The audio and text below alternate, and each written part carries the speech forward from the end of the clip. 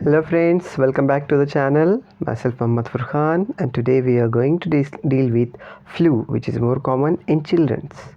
So आप सभी को नमस्कार। आज हम बात करने जा रहे हैं फ्लू के बारे में जो जनरली बच्चों में काफ़ी ज़्यादा पाया जाता है। So what is flu?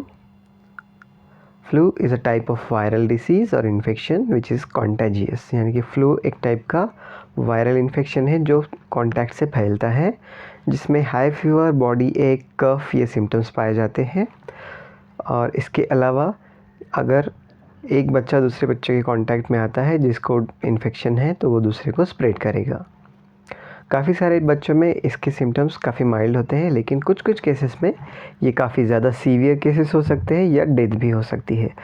So flu is a type of viral disease which is highly contagious. It may cause high fever, body ache, cough and other symptoms. Generally it is mild, but in severe cases it may lead to death. So we are going to deal today with different aspects of flu. So what causes flu? Flu is caused by virus which is of three types: influenza type A and type B type of viruses. So these two are widespread and they are having epidemic type of nature. So one of the reason that this is a major problem is because these viruses are changing their structure every time. So they are mutating continuously. This means that a person will get infected with new virus each year, means every year a new type of virus will going to infect you. So the third type of virus is called as influenza C type of virus, and it is mild respiratory illness which may have symptoms, or sometimes there is no symptom for type C virus. So influenza ये एक प्रकार का flu है जो generally 3 प्रकार के viruses से होता है, जिसमें influenza type A and type B होते हैं जो मोस्ट कॉमन है, जिसका एपिडेमिक स्प्रेड होता है।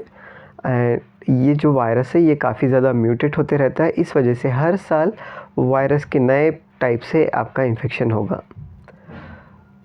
और तीसरा टाइप होता है टाइप सी, जिसकी वजह से काफ़ी माइल्ड रेस्पिरेटरी इलनेस होता है या कभी कभी बिना सिम्टम के भी ये आपको दिखाई देगा। सो ये फैलता कैसे है? फ्लू फैलता है एक दूसरे के कांटेक्ट में आने से, जैसे कि स्नीजिंग या कफिंग।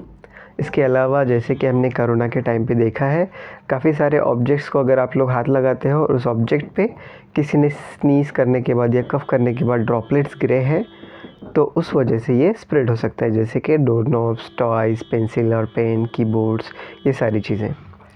इसके अलावा एक दूसरे के साथ खाना खाते वक्त अगर किसी को फ्लू है और वो छींकता है या खांसता है तब भी ये हो सकता है।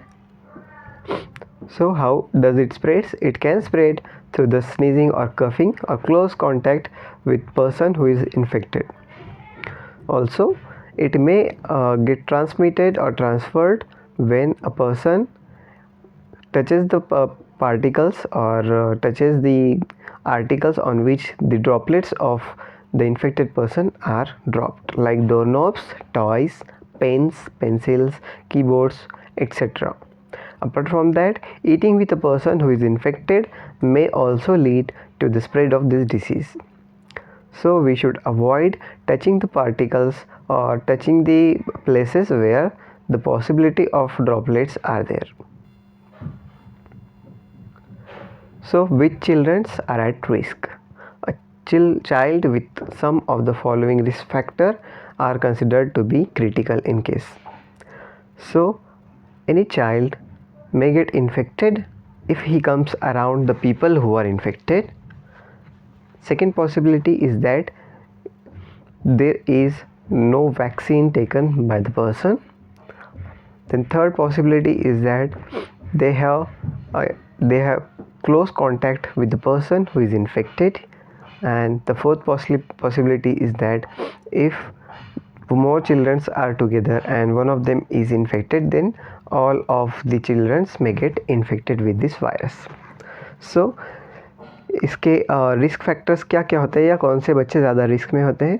ऐसे बच्चे जो किसी दूसरे इन्फेक्टेड बच्चे की या पर्सन के कांटेक्ट में आते हैं उनको फ्लू का इन्फेक्शन होने के चांसेस बहुत ज़्यादा हैं। उसके अलावा अगर किसी ने फ्लू के लिए वैक्सीन ना ली हो तो उनको भी फ्लू हो सकता है।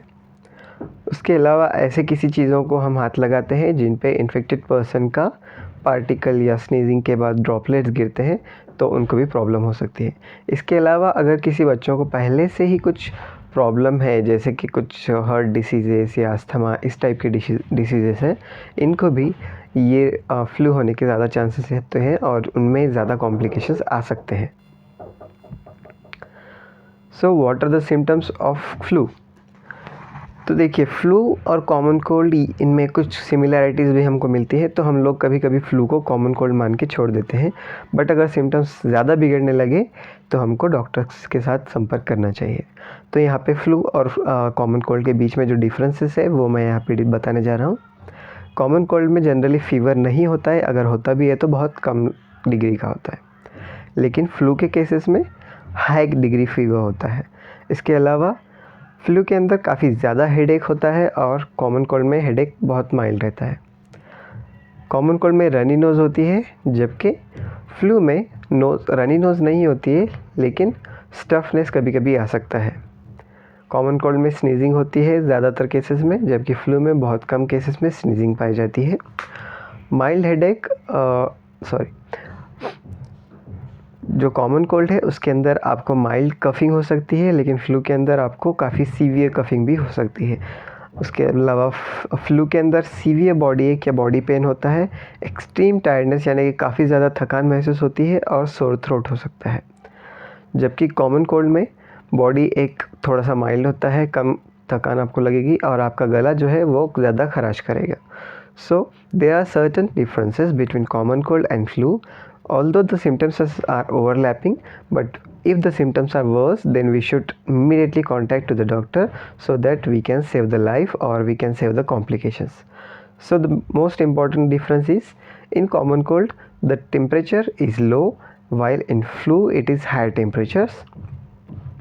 Body ache and headache are, in the case of flu, they are most occurring, whereas in common cold body ache and headache are sometimes present but they are milder.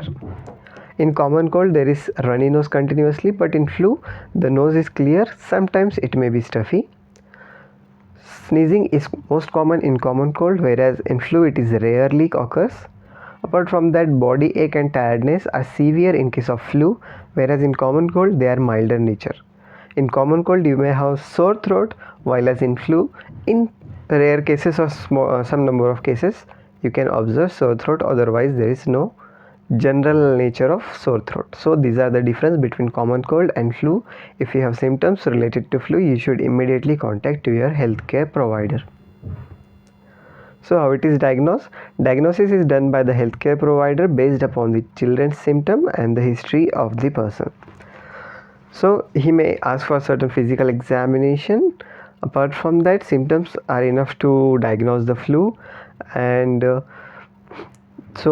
इसका diagnosis कैसे किया जाता है? जो अभी आपका हेल्थ केयर प्रोवाइडर या जो डॉक्टर है आपके सिम्टम्स के बेसिस पे डिसाइड करता है। उसके अलावा फिज़िकल एग्जामिनेशन से ही जनरली ये पता चल जाता है। और साथ ही साथ जो भी आपके बच्चे की प्रीवियस हिस्ट्री है वो भी डॉक्टर को पता होनी चाहिए। अगर कुछ केसेस में डाउट रहता है तो डॉक्टर कुछ टेस्ट के लिए आपको बोलेंगे। इसका ट्रीटमेंट कैसे किया जाता है?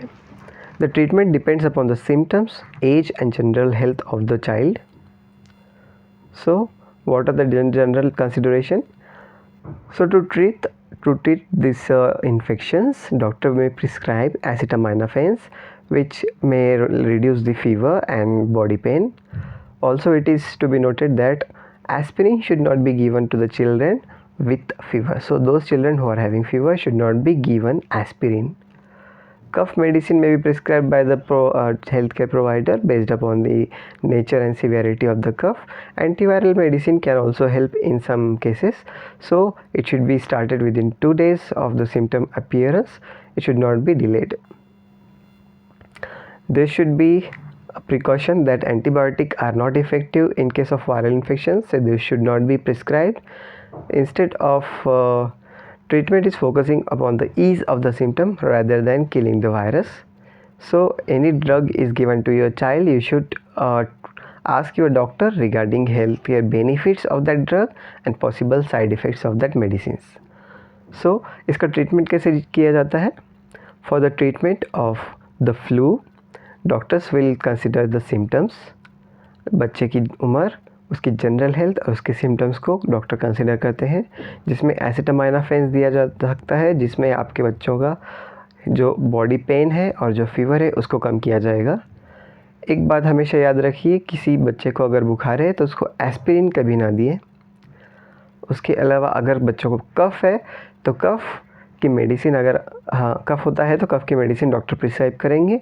उसके अलावा एंटीवायरल जो ड्रग होती है, जो मेडिसिन होती है, उसको भी डॉक्टर दे सकते हैं अगर जल्दी से आप डॉक्टर के पास पहुंचते हो, जिसकी वजह से बच्चों के वायरस का जो मल्टीप्लिकेशन है वो रुक सकता है एंटीवायरल ड्रग्स की वजह से, और क्योर जल्दी होगा।